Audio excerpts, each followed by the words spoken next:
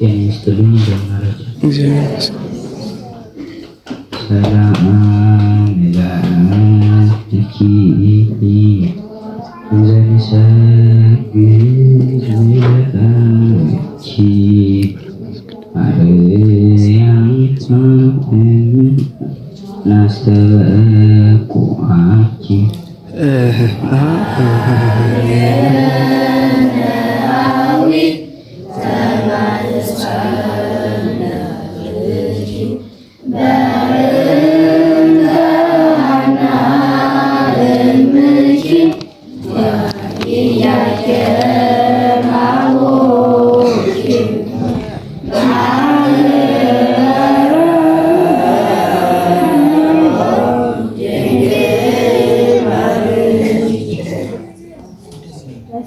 ለእግዝእትነ ማርያም ድንግል ወላዲተ አምላክ ዘይትነበብ በዕለተ ረቡዕ ኩሉ ትውልድ አስተበጽሖኪ ለኪ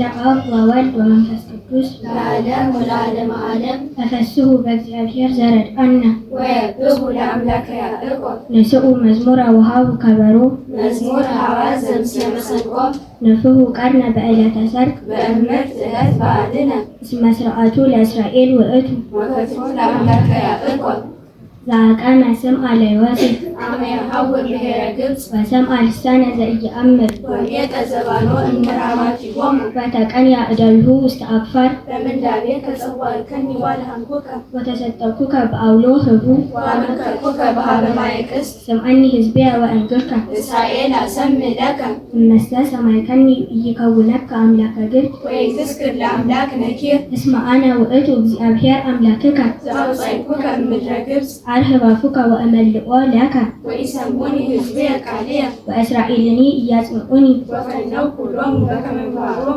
ወሖሩ በህሊና ልቦሙ ሶበሰ ሰምዑኒ ሕዝብየ ቃልየ ወእስራኤልኒ ሶበ ሖሩ በፍኖትየ ተማሰክዎሙ ለኵሎሙ ጸላእቶሙ ወእምወደይኩ እድየ ዲበ እለ ይሰቅይዎሙ ጸላእቱሰ ለእግዚአብሔር ሐሰብዎ ወይከውን ጊዜሆሙ እስከ ለዓለም ወሴሰሮሙ ስብሐተ ሰናይ ወአዝገቦሙ መዓረ እንኮፍ ስብሐት ለአብ ወወልድ ወመንፈስ ቅዱስ ለዓለም ወለዓለመ ዓለም።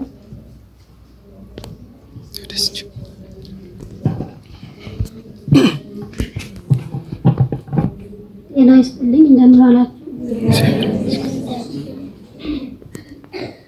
አሁን ደግሞ ስለ ክረምት ያለውን አጠቃላይ ታሪክ አቀርብላችኋለሁ።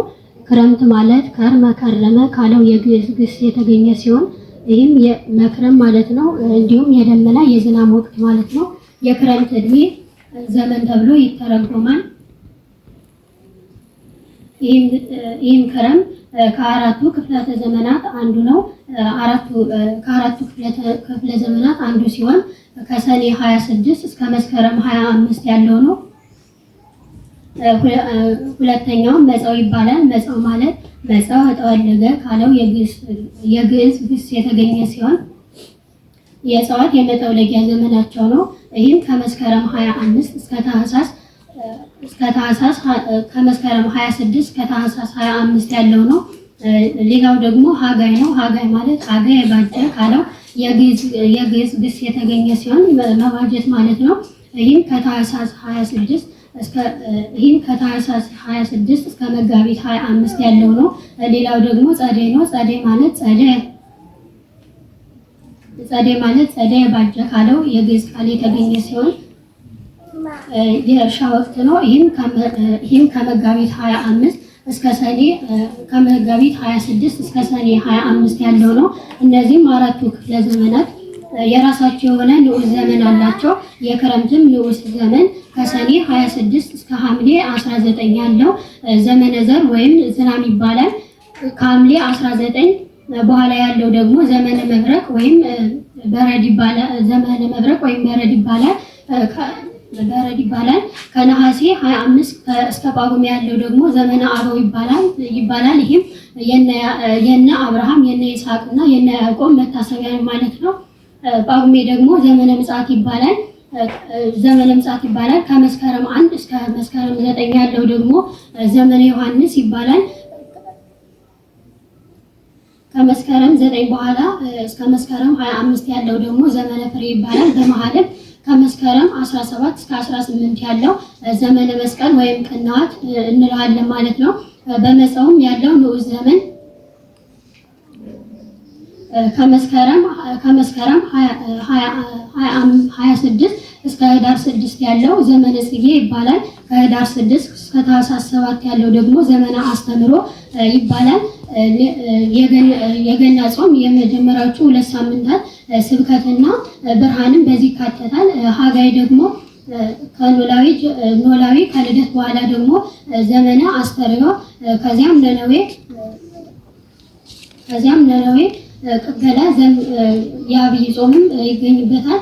በጸደይ ደግሞ የአብይ ጾም ግማሽ ሳምንት ሲገኝ በዓለ ሀምሳ ከዚያም ጾመ ሐዋርያት ይገኝበታል ማለት ነው። እነዚህም አራቱ ክፍለ ዘመናት የምንላቸው በኦሪትና በአዲስ ኪዳን ምሳሌዎች አላቸው። በኦሪትም የአራቱ ኪሩቤላውያን ምሳሌ ሲሆን በአዲስ ኪዳን ደግሞ የአራቱ ወንጌላውያን ምሳሌ ነው ማለት ነው። ጸደይ በማቴዎስ ይመሰላል። እርሱም ከዘርን ከሁሉ ይልቅ አስፍቶ አምልቶ ጽፏልና። መጸው ወርሃ ነፋስ ነው። ይህም በቅዱስ ሉቃስ ይመሰላል። እርሱም በነፋስ አምሳል የሚሰጥ የመንፈስ ቅዱስን ነገር መንፈሰ እግዚአብሔር ቅዱስ ይመጽእ ላዕሌኪ እያለ ጽፏልና። ሀጋይ ወርሃ እሳት ነው። ይህም በቅዱስ ዮሐንስ ይመሰላል። ክረምት ደግሞ ወርሃ ማይ ነው። ይህም በቅዱስ ማርቆስ ይመሰላል። እርሱም በጥምቀት ጀምሯልና። አንድም ክረምትን በመንግስተ ሰማያት በጋን ደግሞ በገሃነመ እሳት ይመሰላል። በክረምት ወር የሚፈጠሩ የደመና፣ የዝናብ፣ የመብረቅ፣ የጭጋግ አጠቃላይ የነዚህ አፈጣጠራቸውን በቤተ ክርስቲያንና በሳይንስ እይታ ስንመለከት ደግሞ ደመና ማለት ደመነ ጋረደ ካለው የግዕዝ ቃል የተገኘ ሲሆን ግርዶሽ ማለት ነው። ይህም የሚፈጠረው ውቅያኖስ ወይም ሐይቆች ወደ ሰማይ ሲተኑ ይፈጠራል። እንዲሁም ደግሞ በሌላ በኩል ምድር በዕለተ ሰሉስ ከዚህ እስከ ሰማይ ውሃ መልካት ነበረ። ውሃውንም ለሶስት ከፍሎ ምድርን አስለቀቃት። ምድርም ውሃው ሲለቃት ጭቃ ሆነች። ከዚህም በኋላ 12ቱን የእሳትና የንፋስ መስኮቶች ከፍቶ ምድርን በአራት አቅጣጫ አራገባት። በዚህ ጊዜም ፀሐይ ሲመታው ላበቱ ተኖ ወጣ። ላበቱም ደመና ሆነ። ደመና ሆነ። ደመናን በእመቤታችን እንመስለዋለን። የሐምሌና የነሐሴ ደመና በእመቤታችን ይመስላል። የሐምሌና የነሐሴ ደመና ዳምኖ ዝናብ ሳያዘን አይቀርም። እመቤታችንም ጌታችን ኢየሱስ ክርስቶስን አስገኝታልናለችና አንድም ደመናን በመምህራን እንመስለዋለን። ደመና እጽዋትን የሚያለመልመውን ዝናብ ያዘናል። መምህራንም ነፍስን የሚያለመልም የእግዚአብሔርን ቃል ያስተምሩናልና የደመና ተፈጥሮ በሳይንስ እይታ ስንመለከት ውሃዎች ወይም ሐይቆች ወደ ሰማይ ሲተኑ ጉም ወይም ጭጋግ ይፈጥራሉ።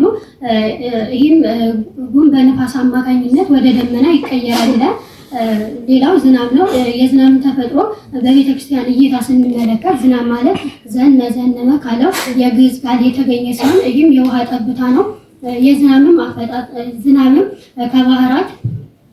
ከባህራት በወደል ጋር አማካኝነት ተጭኖ በደመና አይነት ተቋጥሮ ይወጣል። ይህም በነፋስ አማካኝነት ወደ ምድር ይረጫል ማለት ነው።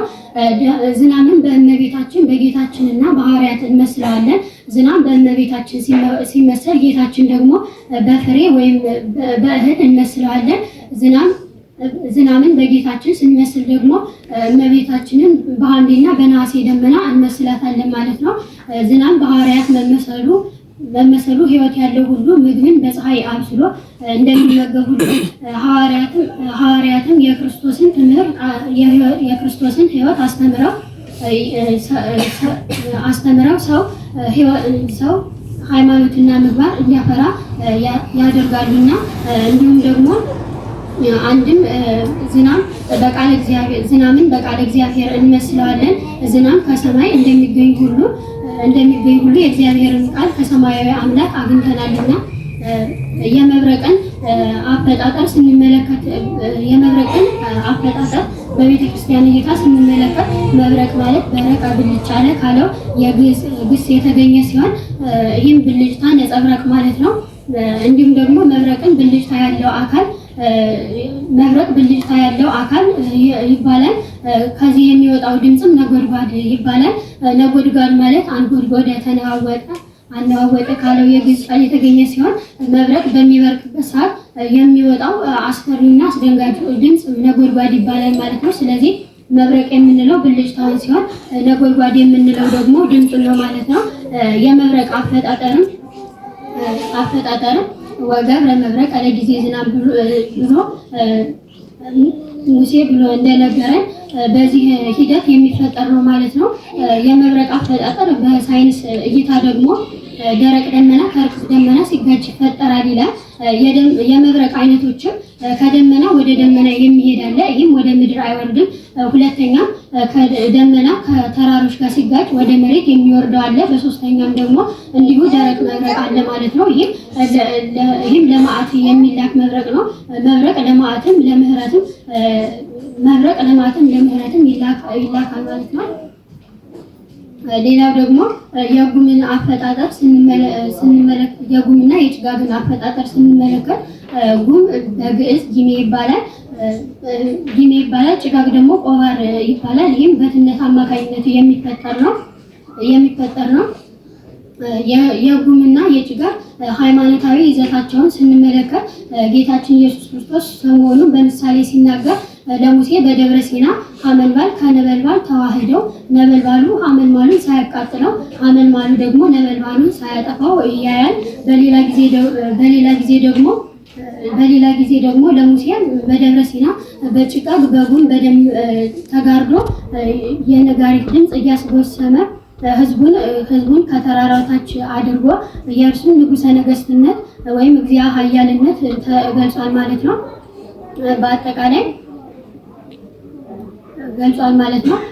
በአጠቃላይም የእነዚህ አፈጣጠር በቤተ ክርስቲያን እና በሳይንስ እይታ ያላቸው አንድነት ምንድነው?